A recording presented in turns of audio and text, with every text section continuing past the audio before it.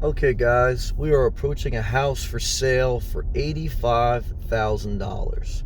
One of the cheapest properties for sale in Martin County. And it's almost a complete teardown. Right here, it looks like an old mobile home on a slab for $85,000. It's not livable, okay? But it is advertised as the cheapest piece of land in Martin County currently as I make this video. What does the neighborhood look like? We'll take a look. This is right next to I-95. It's like a street after I-95. So you'd have good commuting access. The neighborhood is lackluster. You're pretty much right on top of your neighbors. So I don't like that aspect of it. It's really this. It goes street by street, but this street here is mainly some newer homes. They're all mobile homes. Most of them are run down. Some are new.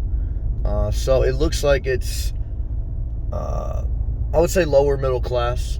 Lower middle class neighborhood, not poverty, but not quite middle class. A lot of garbage packed up, a lot of cars on the lawns, a lot of beware of dogs signs. It's, that feel. As soon as you pull up to a house, dogs start barking. So you get what you pay for. Okay, you're not going to look at dog running up to the you're not going you hear music playing. This is what you don't get on the internet. You don't hear the music, you don't hear the dogs barking, you don't see all the junk. So remember, like realtor.com and Zillow.com, when you see pictures online, that's like Instagram. Like, you ever meet a girl that you met on Instagram? Like, she really don't look like those pictures. Those are her at her best angle, and they got a lot of filter. And what you realize when you see some of these homes online, you say, oh, I can buy a house for under $100,000. It's close to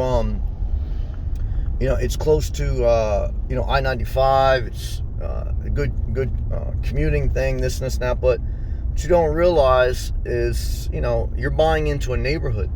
Okay, and what does the neighborhood look like? Well, it looks like rundown mobile homes with some newer ones. Now, your newest next door neighbor would be someone who'd buy this mobile home here. This is a brand new mobile home. So that would, that's right next to your rundown mobile home. And then your other neighbor, okay, across the street, has got this beat up mobile home with a old travel trailer fixing his roof. I couldn't even turn in there because there'd probably be a fight. Nah. So, look, it's a dumpy street. That's the best way to describe it. It's a dumpy street. But if you go like a couple streets over, it's like regentrified or whatever they call it. Like, when they buy up the old crappy places. This little bridge here, I don't even know if it's a bridge. It separates like the bad street from the good street. Like when you come down that street and you go to the next adjoining one, you got nicer, newer homes with bigger pieces of land, better quality of homes, better quality of neighbors, no barking dogs, no rundown vehicles. So, you say, oh, well, that's, good. They'll make my street look like this eventually. No, they won't. Why? Because look, you only have so much land separating each house. Over here on this side of the street, you got a lot of land separating the houses. You got established single family homes.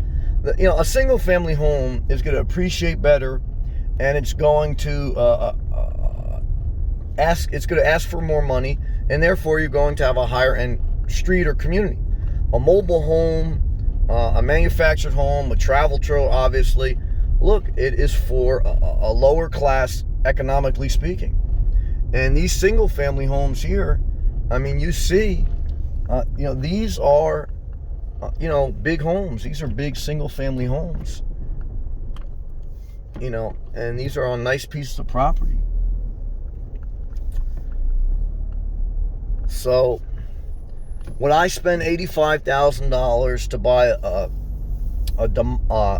mobile home that needs to be demolished, and you probably have to redo the electric meter and water and sewer?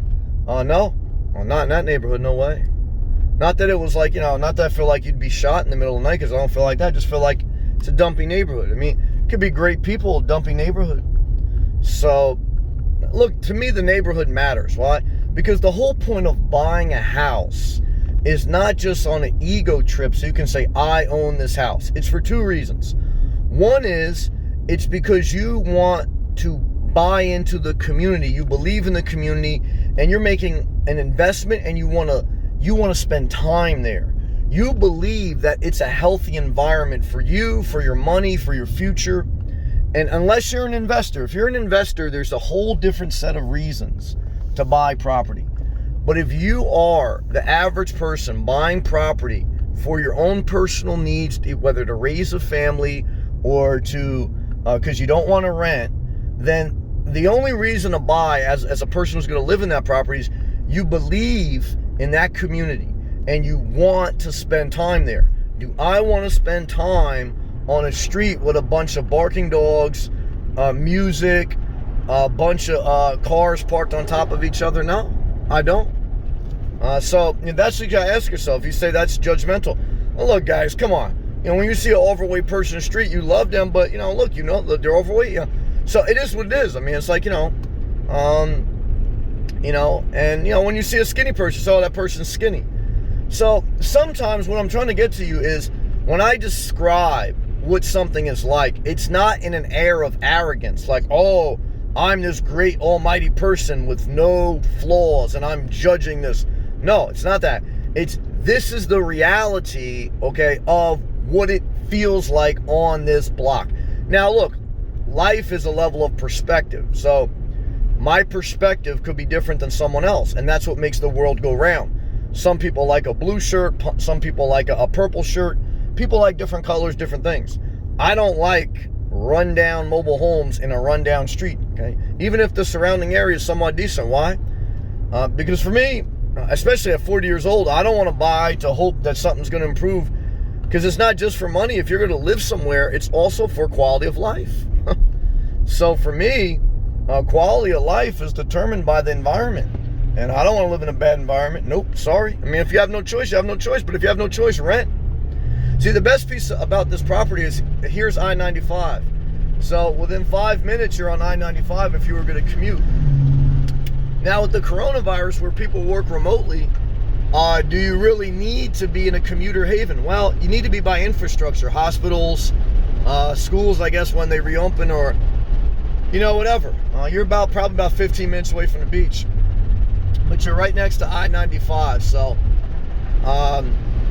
it's just another perspective that I would give to you. Look, it's very hard to find anything decent under $100,000 in a decent area.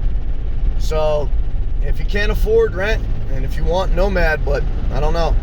So this is I-95 to the right. That's the entrance, take you down West Palm Beach, etc., all the way down to Miami. But all right, guys and girls, thank you for watching. Just sharing another perspective on homes for sale in South Florida. And maybe you're interested, maybe you're not, but like I said, keep it simple. In my opinion, don't buy in a bad neighborhood, and